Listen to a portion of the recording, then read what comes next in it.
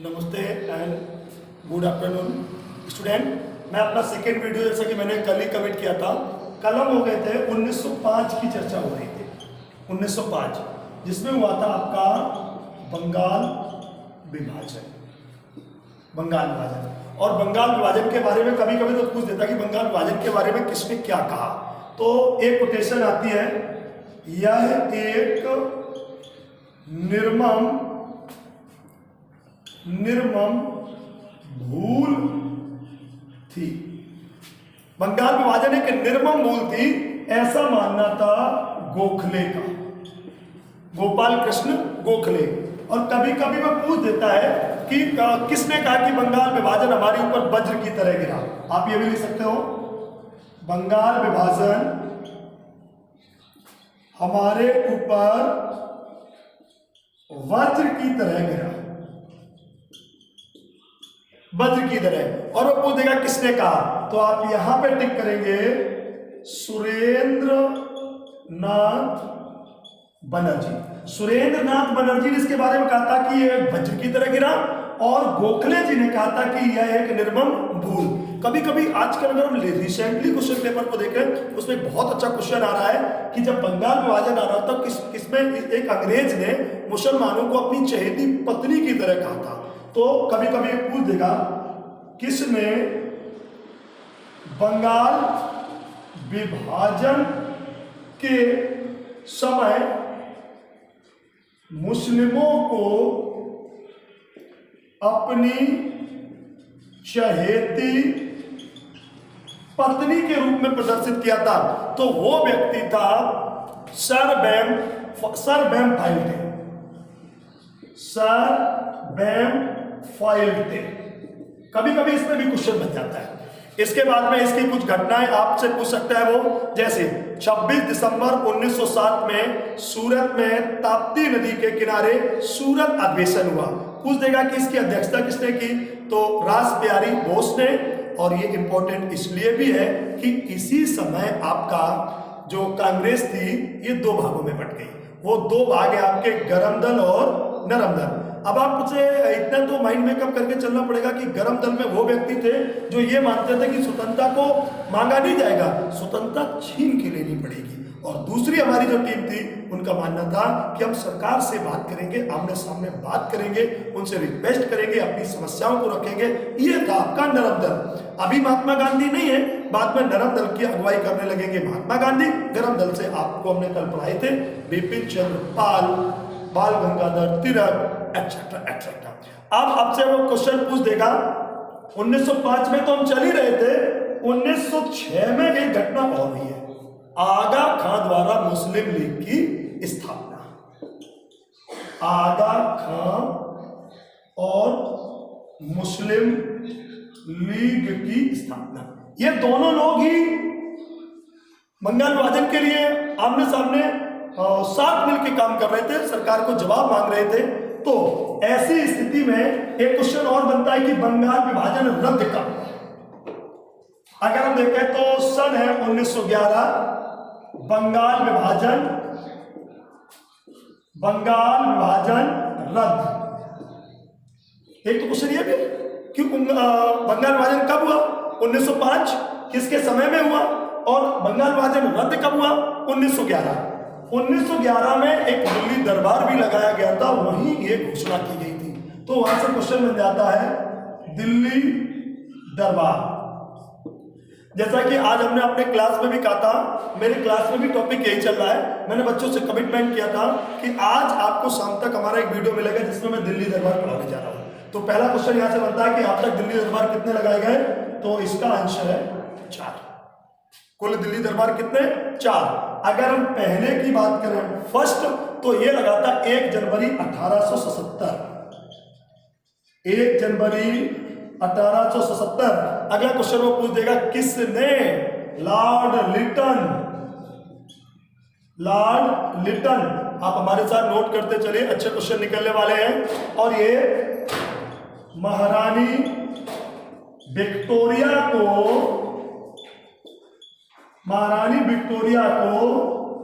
केसर ए हिंद उपाधि दी गई थी इसमें।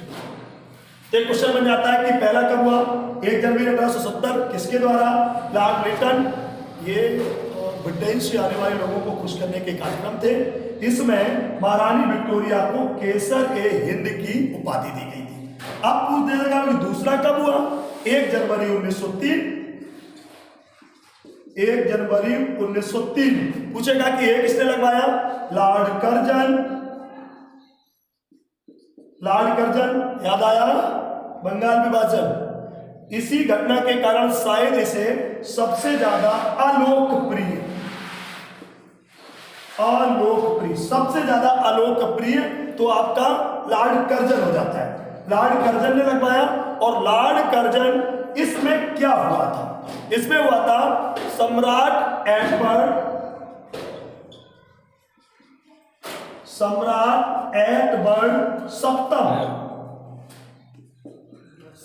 एडवर्ड सप्तम को खुश करने के लिए यहां इनकी ताजपोशी हुई थी। ताजपोशी, और ताजपोशी में भी ये एक प्रकार का, या आप यूं कह सकते हैं कि ब्रिटिश सीनेट का शक्ति प्रदर्शन था। शक्ति प्रदर्शन मात्र था। इसके बाद में वो क्वेश्चन पूछ सकता है। यहां तक तो आपने नोट कर ही लिया होगा। तीसरा, पहला, दूसरा, अगर हम देखें तीसरा दिल्ली दरबार 1 जनवरी 1911, जिसका आप वेट कर रहे थे। 1 जनवरी 1911 दिल्ली में लगा। और ये किसने ऑर्गेनाइज कराया था? Lord Hardinge. क्वेश्चनों का यहां अंबार रहता है। Lord Hardinge. और लॉर्ड हार्डिंग ने इसमें जॉर्ज पंचम तथा मैरी, जॉर्ज पंचम और मैरी, ये लोग इसमें शामिल होते। इन्हें खुश करने के लिए दरबार लगवाया गया लॉर्ड हार्डिंग। यहीं से 2 प्रस्ताव, एक कलकत्ता से दिल्ली राजधानी ट्रांसफर, और दूसरा बंगाल विभाजन रद्द।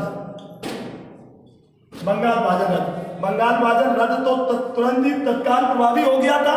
लेकिन कलकत्ता से दिल्ली जो राजधानी थी, ये घोषणा हुई है 1912 में हार्डिंग के समय। बाद में जाके 1933 में यहां से इसने अपना कामकाज करना शुरू कर दिया गया। इसके बाद में हमारा एक दरबार और रह जाता है, वो है दिल्ली दरबार 4। ये लगा था 1 जनवरी 1921 में। और अगर वो पूछ दे कि किसने लगवाया था, तो लॉर्ड रीडिंग द्वारा। और अगर वो पूछ दे कि इसमें हुआ क्या था, प्रिंस ऑफ वेल्स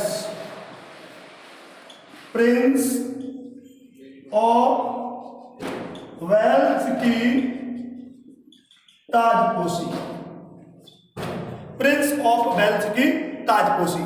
इसके बाद में वो पूछ सकता है 1 अप्रैल 1912 को कलकत्ता दिल्ली राजधानी जब ट्रांसफर हुई, तो यहाँ पर व्यक्ति कौन था? Lord Hardinge. और इसी चीज से शायद नाखुश होकर 23 दिसंबर 1912 को लॉर्ड हार्डिंग पर बम फेंका गया। कभी क्वेश्चन बन जाता है कि इस पर बम किसने फेंका? हालांकि बम किसी और ने फेंका और केस में अभियुक्त कोई और बनाया गया, तो वहां से भी क्वेश्चन बनने की संभावना। पूछा जाता है कि जब कलकत्ता से दिल्ली राजधानी ट्रांसफर हुई, तो ये घात लगाए बैठे थे कि हार्डिंग कहीं मिल जाए। तो हार्डिंग अपने साजो सामान के साथ और एक जुलूस के साथ जब दिल्ली में प्रवेश कर रहा था, तो वो तिथि थी 23 दिसंबर 1912। हार्डिंग के समय में, हार्डिंग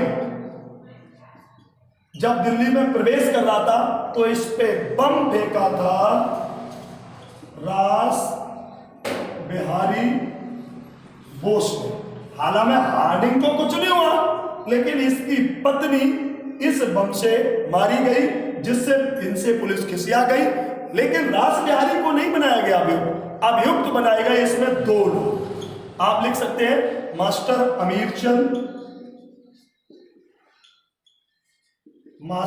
अमीर चंद और इनके साथ बनाए गए थे अवध बिहारी लाल, अवध बिहारी लाल। और तीसरा अभियुक्त जो बनाया गया वो तीसरा अभियुक्त था बाल मुकुंद, बाल मुकुंद। उम्मीद करता हूं कि आप लोगों को लग रहा होगा कि क्वेश्चन कहां से, या तो वो पूछ देगा कि जो ये बम फेंका गया हार्डिंग पर, इस पर बम किसने फेंका था? घोष जी ने।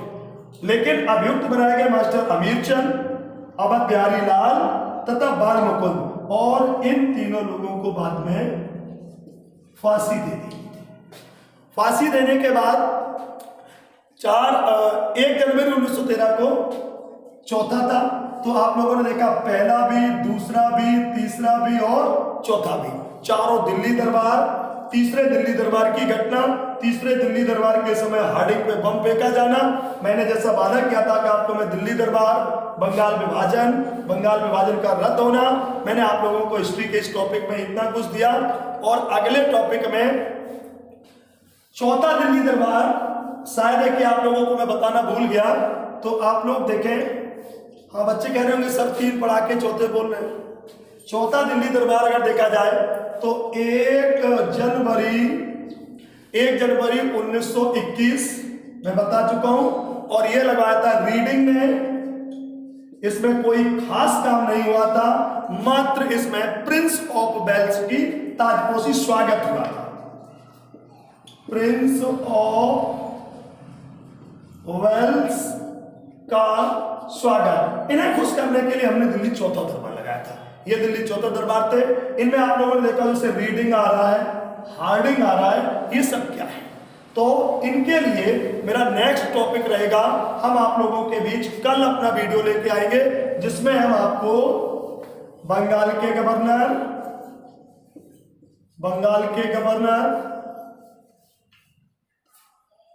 कंपनी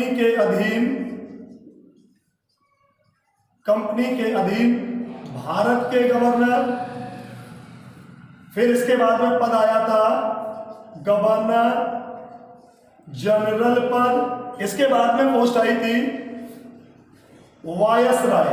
तो लगभग में 24 क्वेश्चन यहां से बनते हैं। ये क्वेश्चनों का टॉपिक मैं लेके आ रहा हूं कल, और इसके बाद में इन लोगों ने जो कुछ इंपॉर्टेंट महान कार्य किए हैं, ये मेरा अगले वीडियो में। तो कल के लिए वीडियो के लिए आप नोट कर लें कि अगले सर की क्लास में क्या होने वाला है। बंगाल के गवर्नर, कंपनी के अधीन भारत के गवर्नर जनरल एवं वाइसराय। तब तक के लिए गुड बाय।